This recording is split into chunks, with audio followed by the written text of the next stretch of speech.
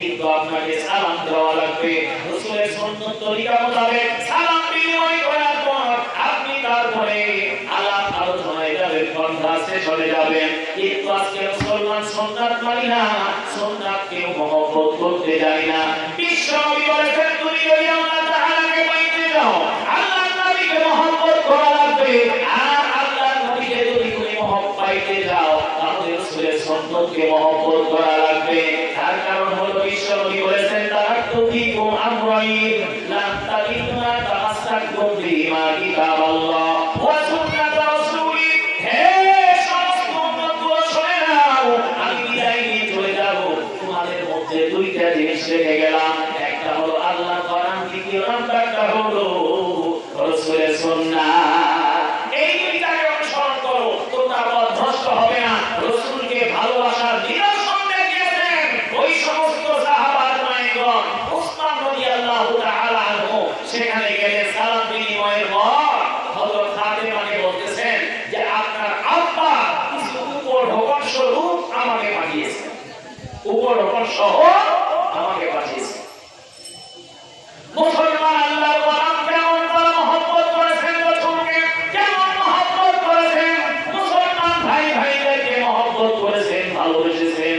দুনিয়ার জমিনে মনে রাখা লাগবে, এই দুনিয়ার জমিনে আজকে আপনি আমি কেমন করে চলাফেরা করতেছি, এই দুনিয়ার জমিনে আমাদের চলাফেরার হালত কি, সম্পদ কোনটা ব্যয় করলাম, ঈমানটা কি অবস্থায় চলে গেছে, এই সব কিছু যদি একটু ভেবে চিন্তে দেখতাম, আমার পরিবারের মধ্যে আমার সন্তান উপযুক্ত হয়েছে, আমার কন্যা হচ্ছে না, আমার এই সন্তানের দিকে সুনজর দিতে হবে। কারণ বিশ্ব নবী বলেছেন, তোমার সন্তানটা যদি উপযুক্ত বয়সে পরে উপনীত হয়ে যায় আর দেরি করা চলবে না, আর দেরি করা যাবে না। আল্লাহ রাসূলের বুখারীর বর্ণনা, তুমি তাড়াতাড়ি করে তাকে বিয়ে দিয়ে দাও। যদি কোনো রকমের অনাস্বামী কার্যক্রম হয়ে যায়, যদি কোনো রকমের অশ্লীল কার্যকলাপ সে ঘটিয়ে দেয়, মনে রাখা লাগবে ও মুসলমান, তোমাকে কিন্তু কিয়ামতের দিন জবাবদিহি করা লাগবে। তার যে সমস্ত গুনাহগুলো রয়েছে, এই গুনাহগুলো তোমার কাঁধের উপরে চাপিয়ে দেওয়া হবে। এই জন্য খেয়াল রাখা লাগবে মুসলমান, ওই যে উসমান রাদিয়াল্লাহু তাআলা আনহু আল্লাহ রাসূলকে শুধু মহব্বত করেন নাই, আল্লাহ রাসূলের নির্দেশনাকে মহব্বত করেছেন। আল্লাহ রাসূলের নির্দেশনা এখনো পর্যন্ত আপনার আমার উপরে রয়েছে। কেন আজকে আমরা হাদিস থেকে দূরে থাকলাম, কেন আমরা রাসূলের সুন্নাত থেকে দূরে থাকলাম? কারণ আমার অন্তরের মধ্যে কিয়ামতের ভয়াবহতা নাই, কবরের ভয়াবহতা নাই, জাহান্নামের ভয় আমাদের অন্তরের মধ্যে কাজ করে না। ও মুসলমান, আল্লাহর কোরআন যদি মহব্বত কাজ করতো, আজকে কোরআনের মাহফিল চলছে, অথচ না ঢাকায় বাড়িতে অনেকেই ঘুমাবে। আজকে এই কোরআনের মাহফিলে না বসেও যারা সবে বসে সময় নষ্ট করবে, বিভিন্ন ভাবে আড্ডায় সময় নষ্ট করে দিবে। ও মুসলমান, একটা গুনাহ কথা তোমার এই দুনিয়া জমিনে কতটুকু সময় তুমি দুনিয়া জমিনে নিয়ে আসছো। কারণ একটা রাস্তাঘাটের মধ্যে চলতে গেলে দেখা যায় কত মানুষ রোড অ্যাক্সিডেন্টে মারা যায়। দুনিয়া জমিনে খেয়াল করে দেখবেন যে আমার প্রতিবেশী রাত্রিবেলায় ঘুমন্ত অবস্থায় বিছানার মধ্যে ইন্না লিল্লাহ পরের দিন সকালবেলা কান্না রোল পড়ে গেছে। যুবক সন্তান বিছানায় শুয়েছে, প্রথম রাত্রিতে শোয়ার পর শেষ রাত্রিতে আর দুনিয়া জমিনে দেয়। আব্বা কান্না করে বন্ধু বান্ধবদের ফোনের মধ্যে দিয়ে বলে, বন্ধু আমার সন্তান চলে গেছে, আমার সন্তান নাই, আমার সন্তান ইন্না লিল্লাহ মৃত্যুবরণ করেছে। ওই সন্তানটাকে দাফন করার জন্য একদল মানুষ কিন্তু বাসের চুপে বাস কাটার জন্য চলে যাবে, আর একদল মানুষ কবর কাটার জন্য ওই কবরস্থানে হাজির, আর একদল মানুষ দাফন কিনে আনবে। আবার বলবে আমার বাগানকে বিদায় করার জন্য গোসলে যাওয়া লাগবে, আর এই গোসল নিতে গিয়ে হালকা কুসুম গরম পানি গরম করো। সন্তানকে যখন এমনি ভাবে গোসল দেওয়া হবে, তখন পড়ানো হবে, কবরের ময়দানে রাখা হবে।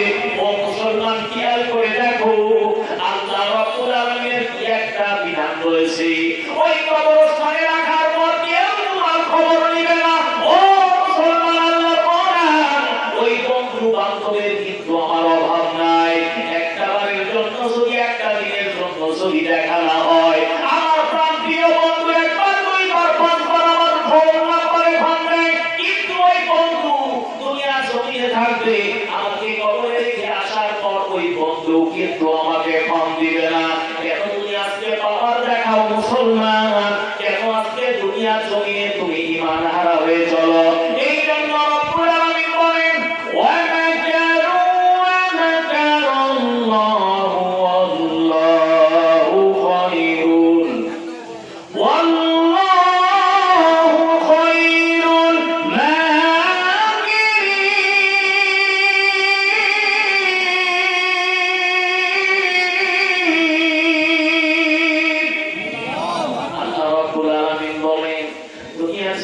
একমাত্র সমস্ত ক্ষমতার পক্ষ একমাত্র মালিক হলেন আল্লাহ।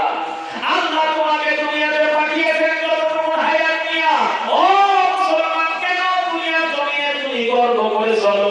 তুমি নিজেকে সারেন্ডার করো আল্লাহর কাছে। আল্লাহ আমরাই হলাম তোমার গোলাম, আল্লাহ তোমাকে মহব্বত করি, ভালোবাসি। উসমান রাদিয়াল্লাহু তাআলা আনহু কিন্তু মা ফাতেমার কাছে গিয়ে যখন এক টুকরা সম্পদ, এক টুকরা টাকা নিয়ে যখন হাজির হয়েছেন, হযরত আলী রাদিয়াল্লাহু তাআলা আনহু উসমানকে সালাম জানানোর পর বলছেন, ভাই উসমান, কেন তুমি এসেছো এই মুহূর্তে? উসমান বলছে, আল্লাহর নবী আমাকে পাঠিয়েছেন এই এক টুকরা, এই টুকরার মধ্যে যতটুকু টাকা আছে এইটা আপনার পরিবারের জন্য বিশ্ব নবী আমাকে দেওয়ার জন্য বলেছেন। আপনার যদি আপত্তি না থাকে এই টাকাটা আপনার পরিবারের জন্য আপনি ব্যয় করবেন। যদি আপনার আপত্তি না থাকে এই টাকাটা আপনার জন্য দেওয়া হবে। হাসান আর হুসাইন দূর থেকে চলে আসলো। আল্লাহর নবীর কথা শোনার পর উসমান রাদিয়াল্লাহু তাআলা আনহু দুই পাশে দুইজন দাঁড়িয়ে গেছে।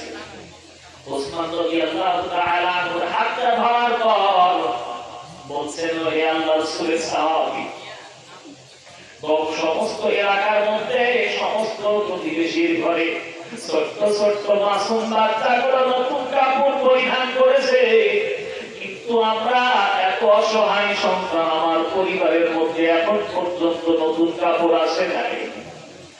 আমি হাসান আর হুসাইন দুই ভাই আমরা এখন পর্যন্ত নতুন কাপড় পাই নাই। অবশ্যই অবশ্যই এই মদিনার জমিনে আপনি উসমান অত্যন্ত ধনবান মানুষ। আমার মনে হয় আমার দাদা মুহাম্মদ রাসূলুল্লাহ সাল্লাল্লাহু আলাইহি ওয়াসাল্লাম আমাদের জন্য নতুন কাপড় পাঠিয়েছে। উসমান রাদিয়াল্লাহু তাআলা আনহু দুই চোখ দিয়ে অশ্রু প্রবাহিত করে দিলেন, কান্না কান্না কান্না। এই মুহূর্তে হাসান আর হুসাইনের কথা শোনার পর আরো কেঁদে উঠলেন। তিনি চিন্তা করছেন, যিনি হবেন আল্লাহর নবীর নাতি, যিনি জান্নাতের মধ্যে সরদার হবেন, তারা আজকে দুনিয়া জমিনে এত অবহেলিত। ঈদের দিনে নতুন কাপড়ের আনন্দ তাদের মনের মধ্যে নাই, পরিবারের মধ্যে সুখ নাই, শান্তি নাই, অর্থ সম্পদের অভাব। কিন্তু মনে রাখা লাগবে মুসলমান, দুনিয়ার জমিনে আল্লাহ রাব্বুল আলামিন আপনাকে ঈমান নামক দৌলতটা যদি দিয়ে থাকেন, সমগ্র পৃথিবীর যদি মালিক হয়েও যান, আর পরিবার মধ্যে ঈমানটা যদি না থাকে, আপনি দুনিয়ার জমিনে সবচাইতে বড় অসহায়। কথা বলেন ঠিক কিনা? জিবরাইল আলাইহিস সালাম ওয়া সালাম আল্লাহর নবীর সঙ্গে কথা বলেন। আল্লাহর নবীকে বলছেন, ইয়া রাসূলুল্লাহ, এই দুনিয়ার জমিনে আল্লাহ রাব্বুল আলামিন আপনাকে নবী করে পাঠিয়েছেন। আপনি এই দুনিয়ার জমিনে সমস্ত সম্পদ যদি চান আল্লাহ আপনাকে দিয়ে দিবেন। কিন্তু নবী বললেন, জিবরাইল, আমি চাই না। এই দুনিয়ার জমিনে আমি সম্পদের মালিক হতে আসি নাই, আমি রাজকীয় ভাবে চলবো এই জন্য আমি আসি নাই। আমি দুনিয়ার জমিনে রাজার হাতে চলবো এই জন্য আমি আসি নাই। আমার আসার উদ্দেশ্য হলো সমগ্র পথ হারা পথ ভোলা মানুষগুলোকে সঠিক পথের সন্ধান দেওয়ার জন্য এই দুনিয়ার জমিনে আমি এসেছি। বলেন সুবহানাল্লাহ। মুসলমান, আল্লাহর গোলাম জিবরাইল আলাইহিস সালামের সঙ্গে যখন কথোপকথন চলছে, আল্লাহ রাব্বুল আলামিন আল্লাহর নবীর হালত সম্পর্কে বুঝেছেন। আল্লাহ নবী সামান্য একটু যদি কষ্ট পায়, আল্লাহ রাব্বুল আলামিন বলেন বিশ্ব নবী সামান্য একটু কি পরিমাণ যদি তার অন্তরের মধ্যে কষ্ট অনুভূত হয়, আমি আল্লাহ সেটা বরদাস্ত করতে পারি না, আমি আল্লাহ সেটা সহ্য করতে পারি না। কারণ দুনিয়ার জমিনে আমার নবী না খেয়ে থাকবে, পরিবারের মধ্যে কোনো খাবার থাকবে না, এইটা আমি সহ্য করতে পারবো না। রে মিকরাইল, চলে যাও, দুনিয়ার সমস্ত ধন ভান্ডারের চাবি নিয়ে আমি আমার নবীর কাছে চলে যাও, আমার নবীকে দিয়ে বলো আল্লাহ রাব্বুল আলামিন আপনাকে উপহার স্বরূপ পাঠিয়েছেন। বলেন সুবহানাল্লাহ। হঠাৎ করে আসমান থেকে বিকট আওয়াজ, জিবরাইলকে বললেন হে জিবরাইল, এই আওয়াজ হলো, আমি তো মনে করছি যে কিয়ামত হয়ে গেল নাকি। জিবরাইল বলেন ইয়া রাসূলুল্লাহ, ভয় পাবেন না, আল্লাহ রাব্বুল আলামিনের একজন ফেরেশতা আপনার সঙ্গে সাক্ষাৎ করার উদ্দেশ্যে আসছে। আল্লাহর নবী জিবরাইলের সামনে দাঁড়িয়ে আছে, আল্লাহর ফেরেশতা মিকাইল হাজির। মিকাইল আসার পর আল্লাহর নবীকে সালাম জানিয়েছেন, এরপরে বললেন ইয়া রাসূলুল্লাহ, ইয়া হাবিবাল্লাহ, ইয়া হাবিবাল্লাহ নবীজি, দুনিয়ার জমিনে আপনি কষ্ট পাবেন, লাঞ্ছনা পাবেন, বঞ্চনা দিবে মানুষে, আপনার পরিবারের মধ্যে সদস্যগুলো না খেয়ে থাকবে, আপনি কান্নাই কান্নাই দুনিয়ার জমিনে চলাফেরা করবেন, আপনার সামান্য চোখের এক ফোঁটা পানি আল্লাহ বরদাস্ত করতে পারেন না, আপনার সামান্য কষ্ট আল্লাহ সইতে পারেন না। এই জন্য আল্লাহ রাব্বুল আলামিন আমি মিকরাইলকে ডেকে, আমি মিকরাইল হাতে সমগ্র পৃথিবীর ধর্ম ভান্ডারের চাবি দিয়া আমি মিকরাইলকে আপনার কাছে পাঠিয়েছেন। আপনি যদি চান এই সমস্ত ধর্ম ভান্ডারের চাবি আপনার কাছে দিয়ে চলে যায়। বলেন সুবহানাল্লাহ। বিশ্ব নবী জানিয়েছেন, যারা কোরআনকে মহব্বত করলো, কোরআনকে ভালোবাসা দিয়েছে, ছোট্ট একটা কাঠের টুকরা, এই টুকরাটা, এই ছোট্ট কাঠের টুকরাটাকে রেহাল বানানোর পরে কোরআনের সংস্রবে রাখার কারণে, কোরআনের সংস্রবে থাকার কারণে আল্লাহ রাব্বুল আলামিন ছোট্ট কাঠের এই টুকরার দামটাকে বাড়িয়ে দিয়েছেন। বলেন সুবহানাল্লাহ। আড়াই গজ কাপড় কিনেছেন, এইরকম একটা পাঞ্জাবি বানাবে, আড়াই গজ কাপড় কেনার পরে দর্জির কাছে গেলেন, দর্জিকে বললেন যে ভাই আমার এই মাপে একটা পাঞ্জাবি বানায় দাও। দেখা গেল যে হাত গজ কাপড় মানে বাঁচতেছে আপনার পাঞ্জাবি তৈরি করার পরে, তখন আপনি চিন্তা করলেন যে কাপড় নষ্ট করে লাভ নাই, ভাই এইটা একটা কোরআনের গিলাফ বানায় দিবে, কোরআনের গিলাফ বানায় দিবে, যে কোরআনকে সুন্দর করে যত্ন সহকারে রাখার জন্য যে কাপড় তৈরি করা হয় না, এইরকম একটা গিলাফ তৈরি করে দিবে।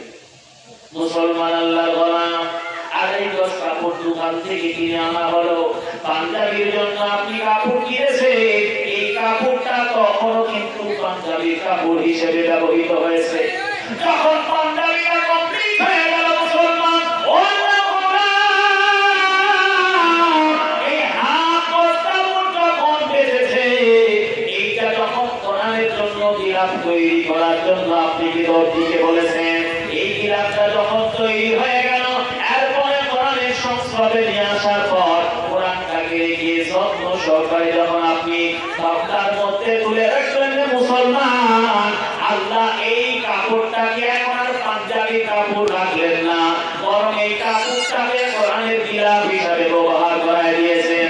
আল্লাহ রাব্বুল আলামিন কোরআনের সংস্রবে থাকার কারণে এই ছোট্ট কাপড়টাকে আল্লাহ দামি বানাইয়া দিয়েছেন। বলেন সুবহানাল্লাহ। এই